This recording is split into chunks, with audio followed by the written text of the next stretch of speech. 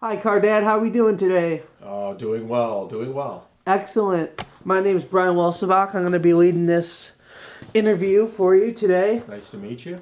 Yes, and we take it that you have a nice 1960 Impala Chevrolet here with us. Oh, thank you. Yes, we do. All right, we're going to get talking about that in just a second here. First, why don't you tell me about yourself? Well, my name is Rick Walserbach. I happen to be a car dad.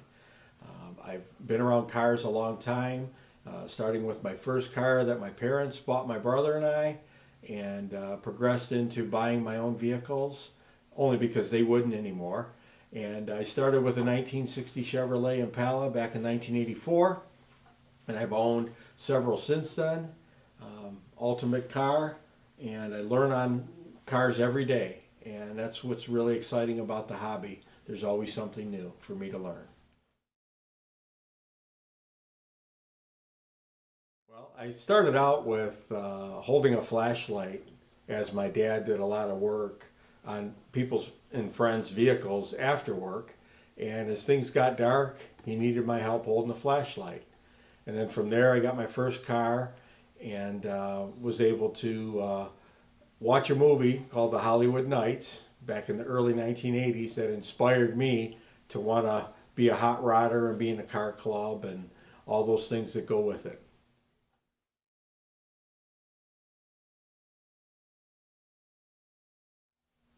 When I think of it, all cars are average.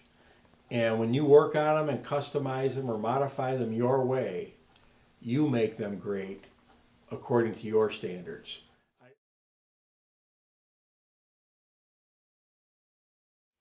In this particular case, the addition of a roll cage to me is a really important piece of building a race car, and especially for safety. It was a full framed car, and by tying it in with a roll cage, it makes it more rigid, but it also makes it safe for the driver. Other things on this particular car is an electronic ignition system. We've added disc brakes all the way around. It has a large V8 and a supercharger that you could see on there.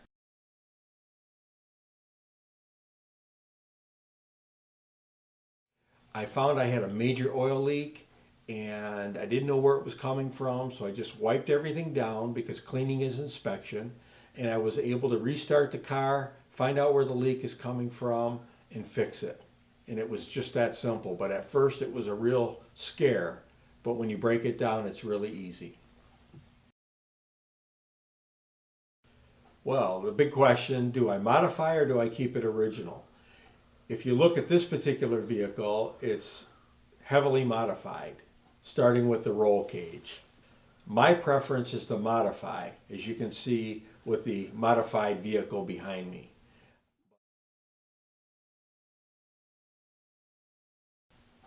I like to watch streaming channels like Discovery Channel that has automotive type programs in it. And I look at restorations versus resto mods, and I really keep track of it that way. What's being streamed on television and what's happening at these auctions like Mecum Auction or Barrett Jackson kind of tells you what the trends are, what people are paying big money for and modifying their cars. That's how I keep up. I like to go to local cruises and car shows on a Wednesday night or on a Sunday morning. I also like to go to the Woodward Dream Cruise that happens every year in August here in Detroit, as well as participate in Autorama or just attend as a spectator.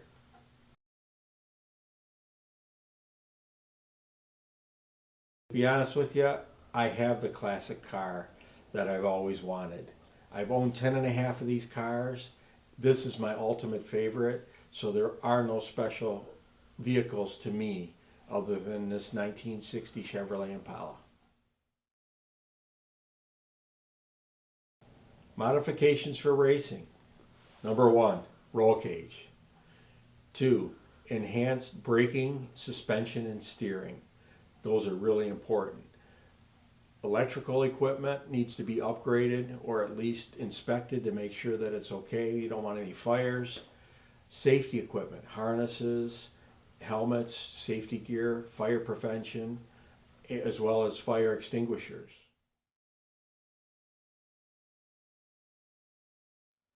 Well, advice for somebody getting into this hobby is, to me, really simple. It's to self-educate yourself on car restoration or performance upgrades. You know, look for opportunities to improve your car knowledge. Work with, maybe apply for a job at an auto parts store or work for a repair shop, auto body, muffler system place, you know, whatever it is. Go to car shows, watch and stream things on television, join a car club perhaps, help someone work on their car. There's a lot of ways to learn and self-educate.